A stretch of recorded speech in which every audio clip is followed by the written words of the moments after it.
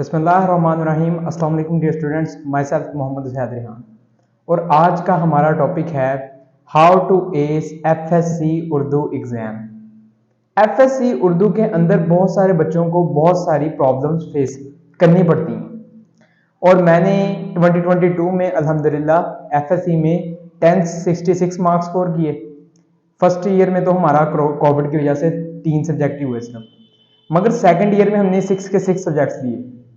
और उर्दू में जो मैंने हैक किया उर्दू के एग्ज़ाम को, और जैसे हैक किया अल्हम्दुलिल्लाह मेरे 100 में से 91 मार्क्स हैं।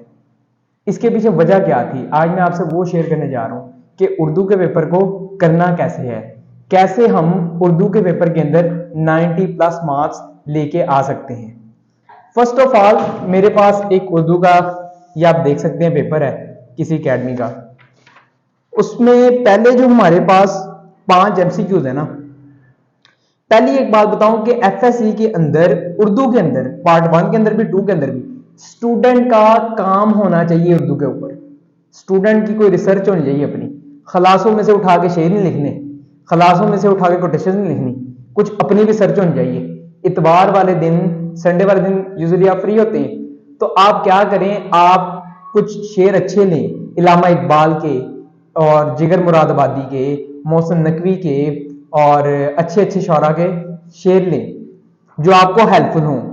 तो सबसे पहले जो 10 हमारे पास MCQs हैं इस पेपर के अंदर, 5 MCQs हैं हमारे पास, जो फर्स्ट 5 हैं वो तो सबक के अंदर से आते हैं। आपने सबक अगर थॉरली रीड किया है तो आप उन 5 MCQs को कर लेंगे। कोशिश करनी है कि ये जो हमारे पास 20 MCQs आते हैं इनको आप 4 से 5 मिनट के अंदर कर लें, 4 से 5 मिनट के अंदर कर लें।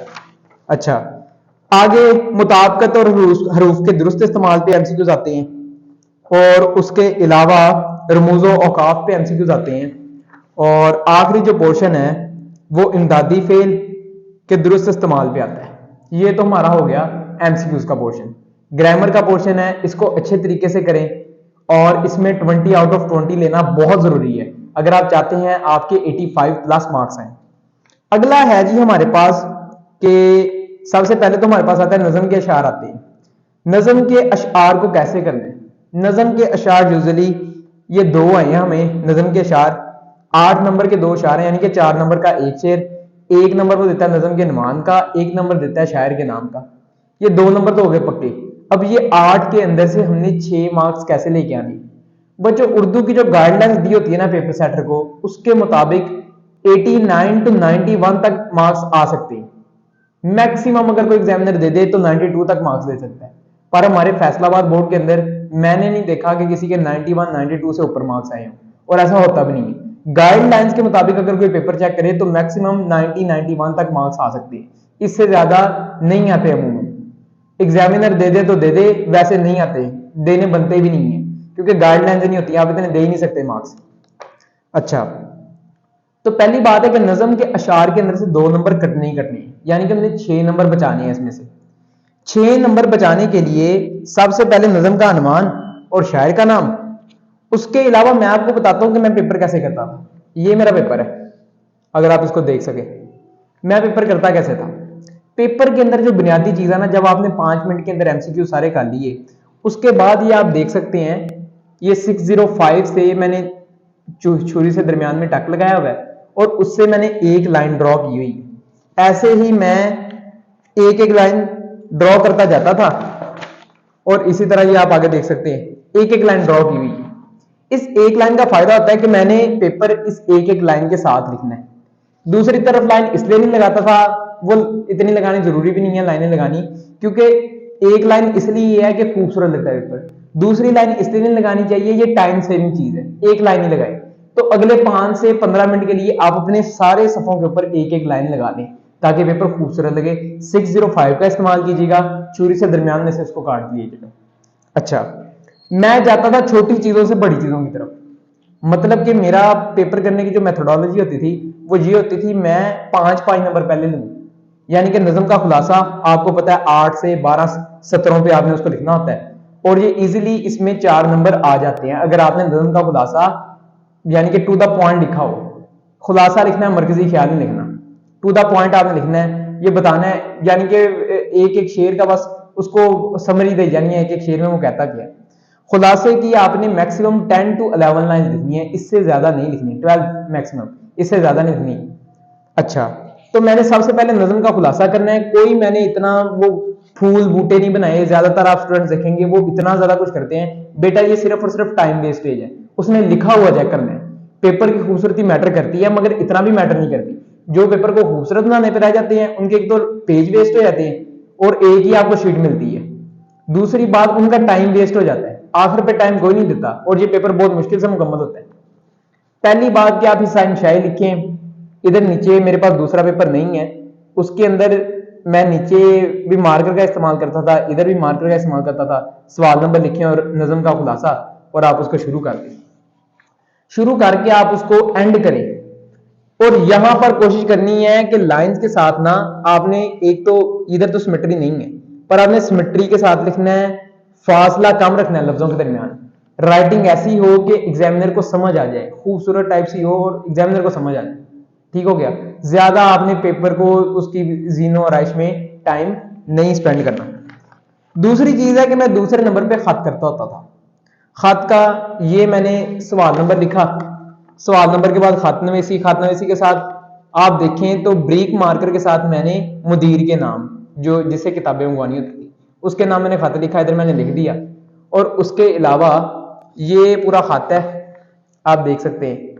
बीच में मैं कोटेशंस मैक्सिमम कोटेशंस 3 डालता होता था और 2 पेजों के ऊपर मैं खत को अपने मुकम्मल कर लेता था। अगली बात, खत का जो सवाल है वो अमूमन अगर हम देखें इधर तो खत का सवाल, ये आप इधर देखें, खत का सवाल जो है वो 10 नंबर का आता है। 10 नंबर में से 8 से 9 नंबर आ जाते हैं और इतने नंबर आने चाहिए, 8 या 9। 8 तो बिल्कुल आने चाहिए क्योंकि इसकी बॉडी के नंबर तो मेरे ख्याल से 5 से 6 होते हैं, बाकी ये वसलाम के नंबर होते हैं, इम्तिहानी मरकज जो ऊपर हेडिंग्स देंगे होती है इसके नंबर होते हैं। अच्छा, तो 3 मैक्सिमम आप कोटेशन यूज करें खत के अंदर। अगली चीज है जी, मैंने खत जब कर लिया, मुझे पता चल गया मेरे पास 15 नंबर आ गए। अगली तरफ मैं जाता हूं सबक के खुलासे की तरफ। सवाल नंबर 4 सबक का खुलासा, और ये आप देख सकते हैं पहली फतह सबक का खुलासा है और उसके मुसन्निफ का नाम लिखा तो 1 नंबर, और ऐसे में आगे खुलासा लिखता गया। ज्यादा मैंने स्पेसेस नहीं छोड़ी, वही अपना एक जो पेन को मैं लिखता गया वो वाला पेन इस्तेमाल करनी है, वो वाली बॉल पेन इस्तेमाल करनी है जिससे आपका हाथ फ्लुएंट हो, आपका हाथ तेज लिख सके, आपका हाथ रुके ना। और आपने इन मौजूआत के ऊपर स्टडी करके जाना है, यानी कि उस फॉर एग्जांपल अगर आप तशरीह कर रहे हैं तो एक लफ्ज के ऊपर यानी कि तसव्वुफ के ऊपर आप कम से कम 3 से 4 सफात लिख सकें।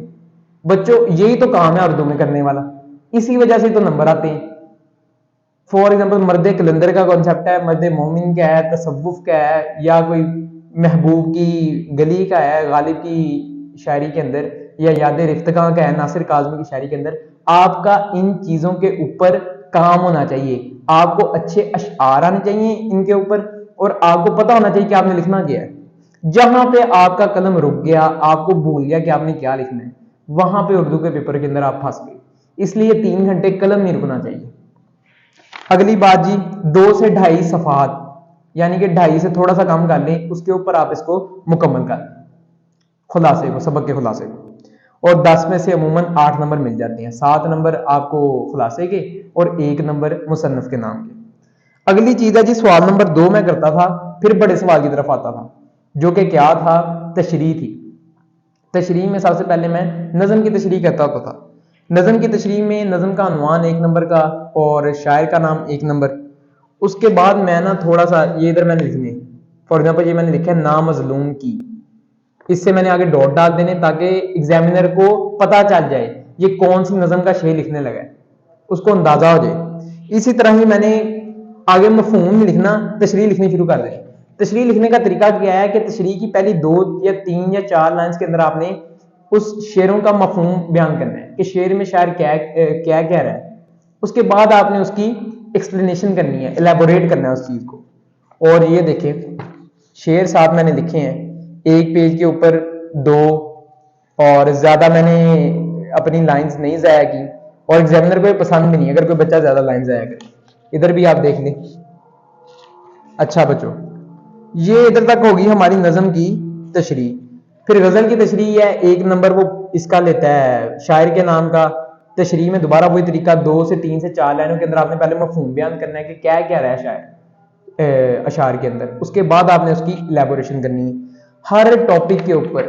ये सबक के खुलासे के अंदर भी और तशरीह के अंदर भी, जब भी तशरीह करनी है खुलासे के अंदर भी और नज़मों और गज़लों के अंदर भी कुछ ऐसे वर्ड्स होते हैं जिनकी एक्सप्लेनेशन 2 से 3 पेजेस तक की जा सकती है।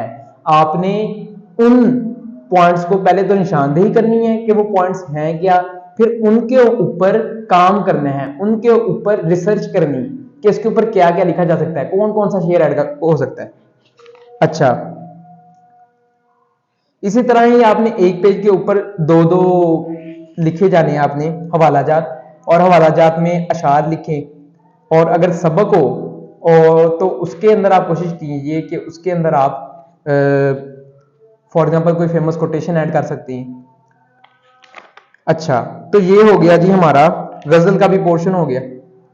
अगली चीज है जी कि सबक की तशरीह कितने पेज की होनी चाहिए।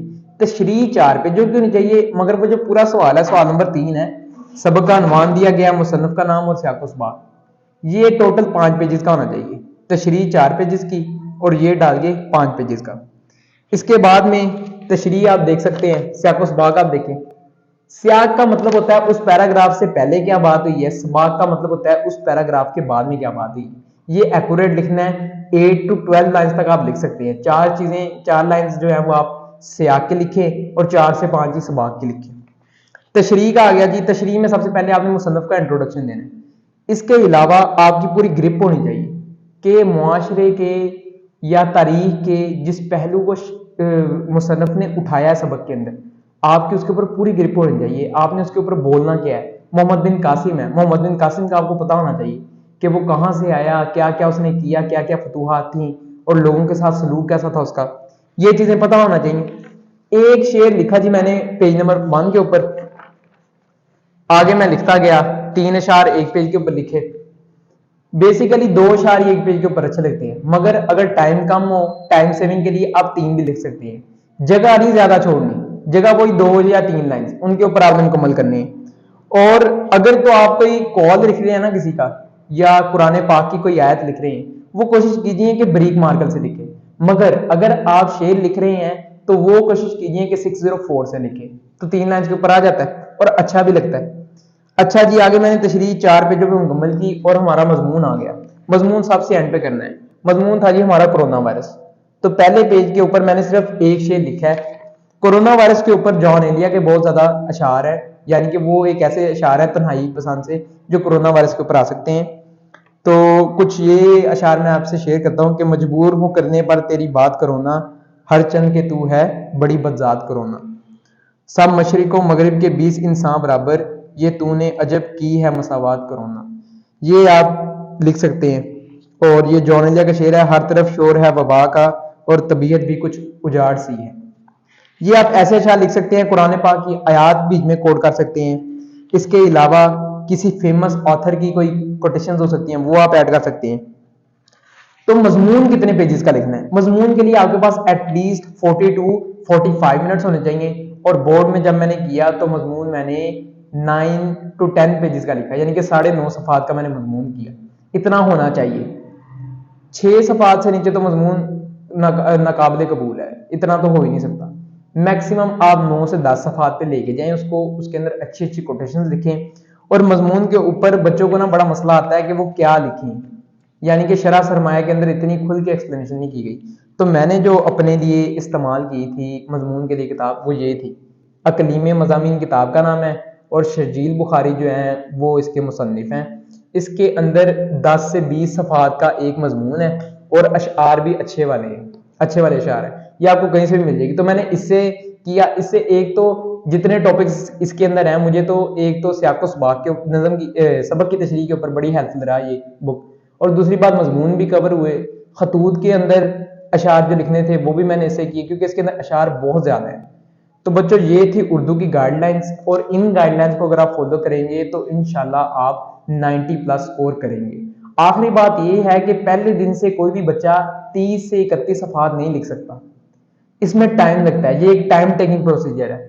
और मैंने तकरीबन 15 से 16 पेपर किए थे उर्दू के, FLPs दिए थे, 2.5 घंटे का या 2 घंटे 40 मिनट का, इतना टाइम मैं लेता था ताकि पेपर को जल्दी जल्दी कवर कर सकूं। इसलिए फाइनल में मैंने पेपर यानी कि टाइम से पहले ही खत्म कर लिया था। मगर आपने क्या करना है, आपने इसको एक यानी कि एक आपने FLP दे दिया, आपको पता चला आपकी गलती कहां आ रही है। जब तक आप लिखेंगे नहीं, लिख के नहीं देखेंगे, आपको पता नहीं चलेगा आपकी गलती कहां आ रही है। 14 से 13 FLPs जब आप उर्दू के, या 5 से 6 FLPs एटलीस्ट आप देंगे, आपको पता चल जाएगा आपका वीक जोन क्या है, और आहिस्ता आहिस्ता आपका हाथ सेट हो जाएगा 30 से 31 सफात लिखने पर। अच्छा तो स्टूडेंट्स ये थी आज हमारी उर्दू की गाइडेंस। नेक्स्ट टाइम हम इंग्लिश की गाइडेंस के साथ वापस आएंगे, तब तक के लिए अल्लाह हाफिज।